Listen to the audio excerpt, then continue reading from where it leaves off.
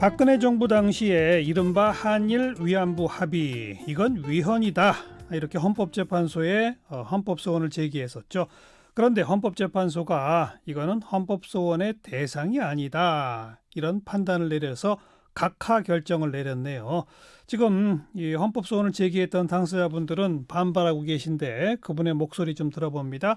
정의기억연대 윤미향 이사장, 안녕하세요. 네, 안녕하세요. 예, 한 4년 끌더니만 대상이 아니다 이래버렸네요. 네, 그렇게 됐습니다. 하하, 우선 느낌이 어떠세요? 사실은 조금 씁쓸하기도 하고요. 네, 무엇보다도, 피해 당사자들이 그 당시에 받았던 충격, 그리고 국가가 피해자들의 이권을 최소한의 권리를 예, 포기하고, 나서서 차단시켜버렸다라는 그 충격이 예, 굉장히 컸고, 그것을 해결할 수 있는 방법, 그것을 헌법재판소에 위헌 심판 청구를 냈던 것이었는데 예, 각하 결정이 났기 때문에 사실은 좀 안타깝고, 그렇게 시간이 끌면서까지 예, 그래도 피해자들은 혹시나 기다렸는데 예, 이런 결정 좀 씁쓸하죠. 네. 한마디로 국가가 피해자들의 권리를 뺏었다, 그러니까 위헌이다, 이렇게 제기했던 건데 네, 헌법재판소는 이거는 피해자들의 권리를 뺏었다고까지 말할 수 없다는 거 아니에요? 이거는 네, 그런 거죠. 비구속적 합의의 경우, 이렇게 시작하는 문장, 그게 무슨 뜻이에요?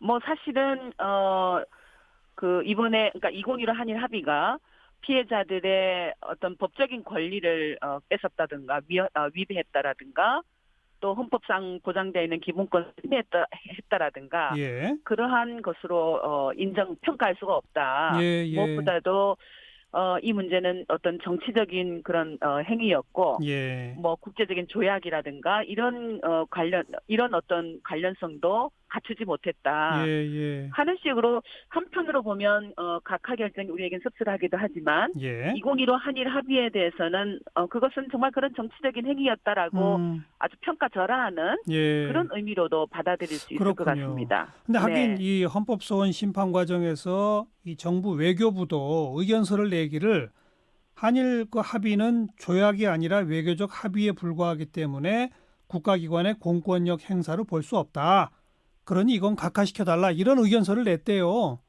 네, 그랬습니다. 그러니까 지난 그 박근혜 정부 때 외교부는 이거는 한일 양국이 합의한 것이니 좀 따르라, 이렇게 하더니 정부가 바뀌었다고 외교부가 이거는 그냥 외교적 합의에 불과하다라는 표현을 쓰고, 이거 어떻게 받아들여야 돼요?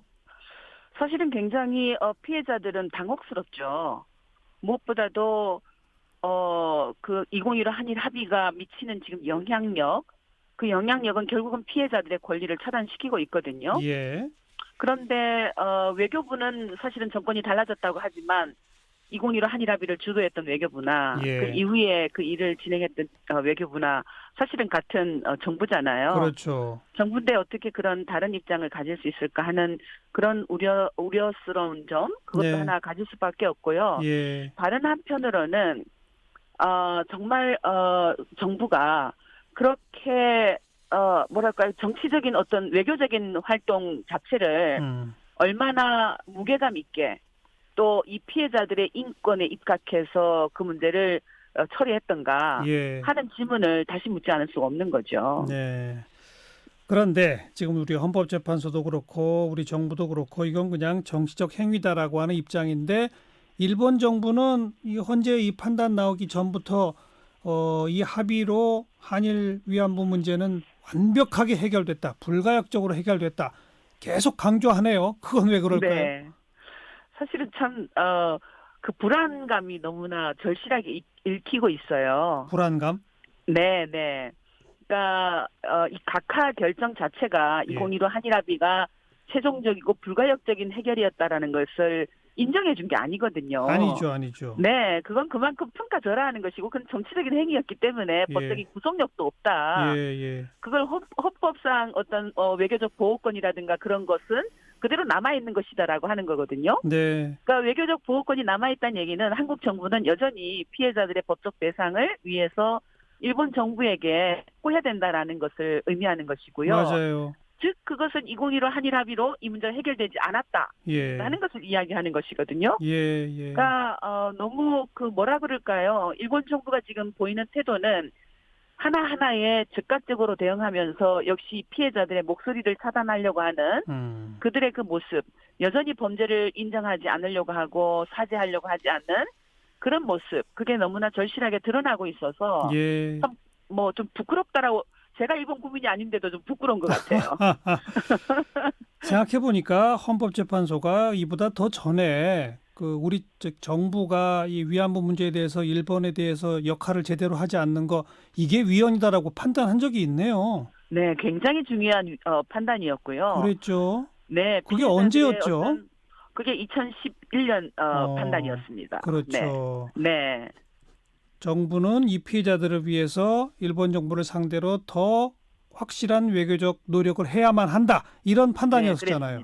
네, 그랬습니다. 근데 어찌 보면 그 헌법재판소의 판단을 근거로 잘못된 합의를 해버렸는지도 몰라요. 그건 어떻게 보세요? 그런 거죠. 그러니까 결국은 헌법재판소가 그 위헌 판결을 통해서 피해자들의 인권 회복을 위해서 일본 정부에게 법적인 책임을 추궁해야 된다라고 했던 예. 그 어떤 판단을 박근혜 정부가 어떻게 왜곡하고 오히려 그 피해자들의 법적 권리를 차단시켜 버렸냐면은 예. 법적인 책임 문제를 결국은 돈의 문제로, 그렇죠. 강제성도 담아지지 않고 국가의 책임도 명확하게 담아지지 않은 예. 그러한 내용으로 그냥 돈으로 해결하려고 했던 그 내용이 바로 2015 한일 합의였거든요. 예. 그런 점에서 우리는 명확하게 헌법재판소의 그 어떤 판단도 위배한 것이고 예. 위헌이다라고 했던 것인데, 이번에 이제 어떤 각하 결정은 그것조차도 되지 않는다라고 예. 하는 의미가 아닐까, 그런 생각이 좀 들어요. 그래서 윤미향 이사장이 계속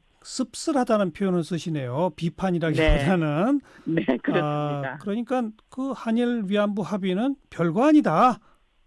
네. 그런데 왜 별거인 것처럼 그렇게 하느냐 이런 얘기인데. 네, 그렇습니다. 네. 이 헌재 결정 소식 듣고 할머님들은 뭐라고 하세요? 할머니들은 사실은 기다림은 결국은 헌법재판소가 한국 정부가 잘못했다라는 것을 인정해 주기를 바란 것이잖아요. 예. 근데 각하 결정보다는 그래도 위헌이다라는 판결이 나왔다면 더 좋았겠지만, 예. 그래도 외교적 보호권은 여전히 존재한다라는 것, 그것이 명시되었기 때문에 그래도 안심이다. 한국 정부가 계속 이 문제를 추궁할 수 있도록 우리가 목소리를 내면 되지 않겠는가 하는 그런 목소리들을 내고 계십니다. 네. 일본은 근데 뭐 10억엔 주고 남은 돈 반환 받지 않겠다고 하더라고요. 네, 그렇습니다. 사실은 일본 정부가 이미 그 한국 정부가 화해치유재단을 해산했고 10억엔을 국고에서 예산으로 마련했다라는 것 다 통보되었고 알려진 사실이잖아요. 예. 이제 일본 정부가 해야 할 일은 2015 한일 합의로 이 문제가 해결되었다라고 고집 부리는 것이 아니고, 국제인권법에 따라서 국제사회가 얘기하는 대로 피해자 중심주의 입각해서 피해자들이 바라는 그 해결을 할 수 있도록 네. 지금 독일 정부가 하는 것처럼 영원히 사죄해야 된다라고 하는 어떤 그런 입장들, 예. 그런 입장들을 보이는 것이 진정한 한일 간의 미래지향적인 관계를 만들어가는 것이다. 그런 얘기를 좀 전하고 싶습니다. 네, 참 입이 아프게 얘기해도 일본이 듣질 않으니 참 걱정이네요. 네. 오늘 여기까지 고맙습니다. 네, 고맙습니다. 정의기억연대 윤미향 이사장이었어요.